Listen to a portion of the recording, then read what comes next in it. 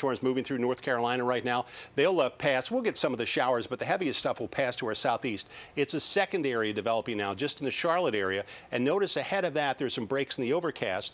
Behind that, a big break in the overcast and even more lines. So this is going to be the source area for whatever is heavy to severe weather we get this afternoon. We'll start here and we'll migrate east and then move northeast into the region. That's why the warmer it gets and any peaks of sunshine we get will increase the chances that probably after 4:30 or 5 o'clock we'll see areas of severe weather, maybe lines or squall lines of severe storms move through our region.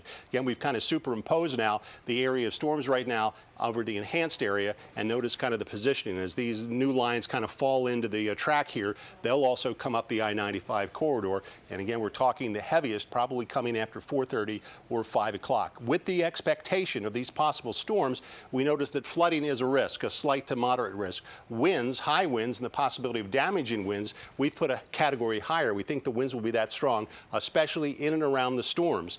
Tornado possibility, it is enhanced, so that's why we're up at the yellow area. Hail, there could be isolated hailstones, but that's not a big story for us here. What will be the story is what our futurecast is showing us. This is centered at 2 this afternoon, where we should start to pick up some downpours and then some heavier rain. And watch what happens as we get through the afternoon here. Around 4:30 to 5 o'clock, a large area of very intense thunderstorms possible, and these are the ones that could cause damaging winds and also the possibility of isolated tornadoes. But watch as it moves. Again, it's pretty much along and just east of the I-95 corridor. It'll have the greatest threat. Even to 8 o'clock tonight, there'll be isolated storms. And then finally later tonight, the cold front blows through. We'll have gusty winds and clearing skies. Once we get beyond the night, it's going to be downright windy tomorrow. That could be another weather headline. It'll still be mild in the mid-50s. Then as we go through the rest of the week towards the weekend, look for conditions to change just a little bit. We'll turn a bit cooler briefly Friday, still breezy. Saturday, Sunday looks nice, up to around 60 and back to 60 degrees on Monday. So the whole Stormwatch 7 weather team is on this. Okay. We'll be keeping you updated with live Facebook chats, keep you as an all matter of social media, text alerts. We've got you covered to keep you.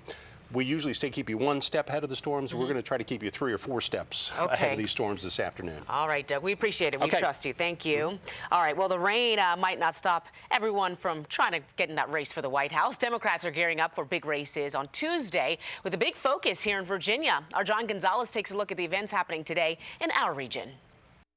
Well, it's no secret that the Commonwealth of Virginia has been very good to Democrats in the past decades, which is why a lot of campaign money and time has been spent here. And it appears this presidential election is no different. We are at an arts center here in Old Town Alexandria, where come Tuesday, a lot of folks will be voting here. But in just hours, this is the site of a key rally. You can see just down the way here, you have staff members from the Clinton camp and also the sound and stage crews have arrived to start setting up for what will be a Bill Clinton rally for his wife. 2 stops here for Bill Clinton in Virginia, one here in Old Town Alexandria and then one tonight in Richmond. 112 delegates up for grabs for Democrats here in Virginia. And even though Bernie Sanders, who was in Norfolk yesterday, is doing very well in areas like Charlottesville, mostly because of college students and the younger vote, recent polls show Hillary with a lead described as comfortable but not convincing. Seems to be split right now, but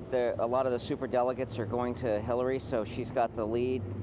I still think it's hers to lose. Virginia's become a purple state. You know, Northern Virginia is different from the rest of Virginia. Now, currently, Clinton has the support of about 52% of the primary voters. Come Tuesday, Bernie Sanders has about 40%, but get this, only about 33% of the voters view Clinton as a favorable candidate. This rally starts at 3:15 this afternoon here in Old Town. In Alexandria, John Gonzalez, ABC 7 News. And, of course, the race for the White House making its way all the way through Virginia. A live look right now at Donald Trump as he's speaking at Regent University in Virginia Beach. He is being joined by Christian media mogul Pat Robertson of the 700 Club. Trump is celebrating another big win in Nevada last night. The win gives Trump another blast of momentum heading into Super Tuesday. Meanwhile, Marco Rubio and Ted Cruz remain locked in the race for second place, both hoping to get Republicans to get around them as an alternative to Trump.